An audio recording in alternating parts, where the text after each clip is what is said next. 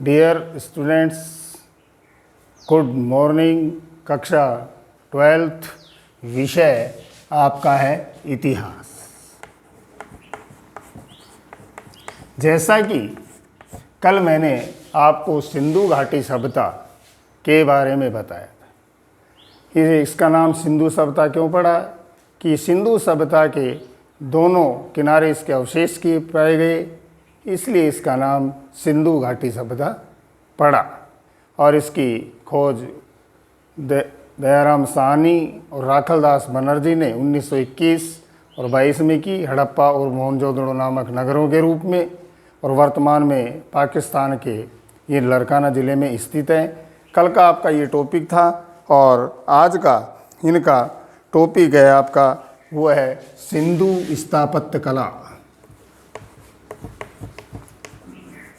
सिंधु स्थापत्य कला। सिंधु स्थापत्य कला में सबसे पहले आता है नगर नियोजन।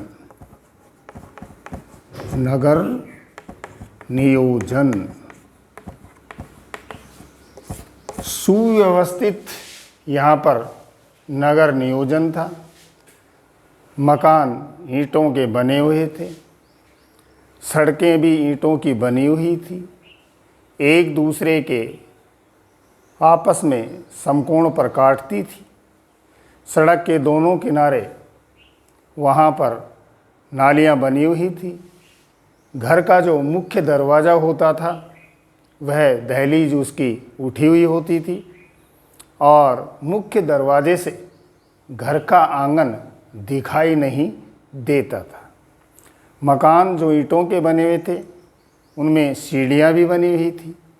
स्वच्छता और स्वच्छ हवा के लिए उनमें रोशनदान के रूप में उनमें प्रवेश हवा का करने के लिए जंगले या चौखंड रोशनदान जिसको अपन कहते हैं वो रखे जाते थे। और जो नालियाँ थी वो नालियाँ शहर के बाहर जाकर बड़े नाले में गिरती थी और उनमें एक चैम्बर व्यवस्था भी थी कि समय समय पर उनकी सफाई की जा सकती थी। 9 से लेकर के 34 फीट तक की सड़कों का यहाँ वर्णन किया गया है। जो राष्ट्रीय वहाँ जो राजमार्ग थे उस समय उनकी चौड़ाई 34 फीट थी और अमूमन जो गलियों में जो सड़कें थी उनकी लंबाई लगभग 9 फीट थी। और प्रत्येक घर में एक कुआं होता था। कुआं जो रास्ते की तरफ मकान की दीवार थी उस साइड में कुआं होता था ताकि आने जाने वाले जो राहगीर उसमें शीतल जो पेय है उसमें गर्मी में शीतल पेय को यानी ठंडे पानी को वो ग्रहण कर सकें। और सिंधु घाटी सभ्यता में अवशेषों के अनुसार लगभग 700 कुएं पाए गए हैं। कुआं प्रत्येक घर में पाया जाता था। यह थी वहाँ की नगर नियोजन। अब दूसरा इसका पॉइंट है वो है विशाल स्नानागार, जिसको अपन बाथरूम कहते हैं। विशाल स्नानागार, बड़ा बाथरूम। इस विशाल स्नानागार का प्रयोग कोई भी मांगलिक कार्य, विवाह, शादी, पर्व, त्योहार पर किया जाता था। मोहनजोदड़ो और ये आपके मोहनजोदड़ो हड़प्पा में एक विशाल स्नानागार पाया गया है जिसके आज अपने फर्श है उसी प्रकार से उसको जिप्सम का प्रयोग कर करके उसका प्लास्टर बना हुआ था और पूर्व और पश्चिम में उस पर पक्की सीढ़ियाँ बनी हुई थी और उतरने और चढ़ने के लिए। और वहाँ पर 8 विशाल स्नानागार प्रयोग में किया जाता था। उसके एक निश्चित बाउंड्री या सीमा थी जिससे इतिहासकार यह अनुमान लगाते हैं कि वहाँ पर स्त्रियों का जो भी कोई मांगलिक कार्य है या कोई पर्व है उस समय वहाँ पर नहाना धोना होता था और प्लास्टर और जिप्सम का जो प्रयोग किया जाता था कि जो स्नानागार जो जलाशय के रूप में माने गए हैं बड़े बड़े, ताकि उनका पानी ज़मीन के अंदर न जा सके और इसलिए उनमें पानी कम न हो इसलिए, और उन पर कुछ सीढ़ियाँ भी हैं दोनों साइड में, जिनमें इनका कुछ आकार बताया गया है 39 गुणा 23 गुणा 8, 39 गुणा 23 गुणा 8 फीट। देखिए 39 इसकी लंबाई, 23 चौड़ाई, 8 फीट इसकी गहराई। ये इस प्रकार के इस विशाल स्नानागार यहाँ पर मिले गए हैं।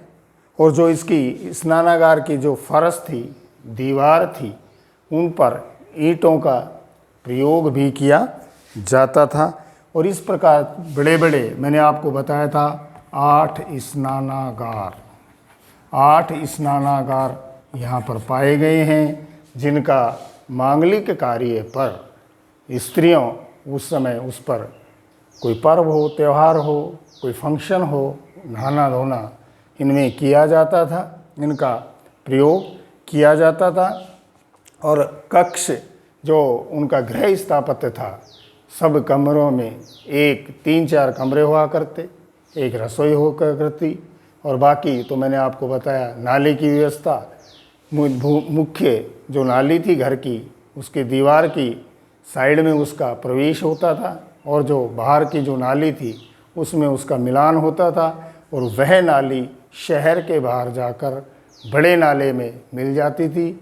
सफाई का, स्वच्छता का, हवा का, शुद्धता का, वातावरण का वहाँ पर विशाल प्रयोग किया गया है। और आज अगर कोई नगर पालिका का जो कार्य है, अगर जो नगर पालिका को जो रूप दिया गया है, जो नगर पालिका में जो साफ स्वच्छता, प्रकाश, रोशनी, विद्यालय, पेड़ वगैरह का जो ध्यान रखा जाता था, वह आज से 2500 ईसा पूर्व में से 3500 ईसा पूर्व तक जो सिंधी घाटी सभ्यता थी, उसमें इन चीज़ों का ध्यान रखा जाता था। और अगर आज वो रूप अपन वर्तमान में देखना चाहें तो इसे अपन नगर पालिका के रूप में देख सकते हैं।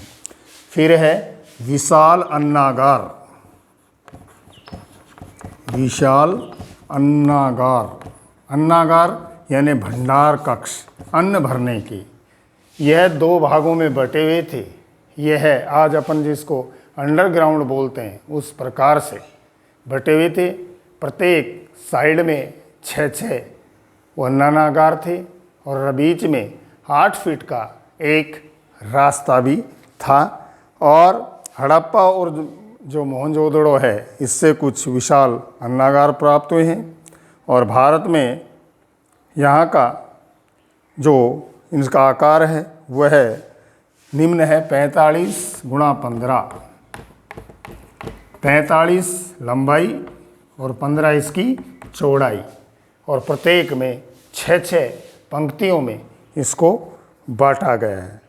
और 2 राज भागों में विभाजित होते थे। और इस प्रकार हड़प्पा में एक मिला है 55 गुणा 43, 55 लंबाई 43 चौड़ाई, वही 2 पंक्तियों में डिवाइडेशन था। और पानी के बचाव के लिए, और ताकि उसमें भरा हुआ जो अन्न है वह खराब न हो सके, इनका जो निर्माण किया गया था वह चबूतरे पर किया गया था, ऊंचाई पर किया गया था, ताकि इसमें स्टोर रूप में जो अन्न भरा हुआ है वह वर्षा के समय वह अन्न खराब न हो सके। और 6-6 पंक्तियों में ये भंडारण कक्ष थे। और दोनों के मध्य, दोनों साइड के जो ये इस साइड और इस साइड के जो मध्य की जो बीच की ये दूरी थी, ये थी 23 फीट। आने जाने, उनको भंडार गृह में अन्न रखने निकालने में किसी प्रकार की कोई दिक्कत न हो, इस प्रकार से ये आपका विशाल आपका भंडार कक्ष था, अन्नागार था, नगर नियोजन था। पुनः मैं इसका वर्णन तीनों पॉइंटों का आपको मैंने किया, और कल निश्चित समय पर मिलेंगे। आज के लिए इतना ही, धन्यवाद।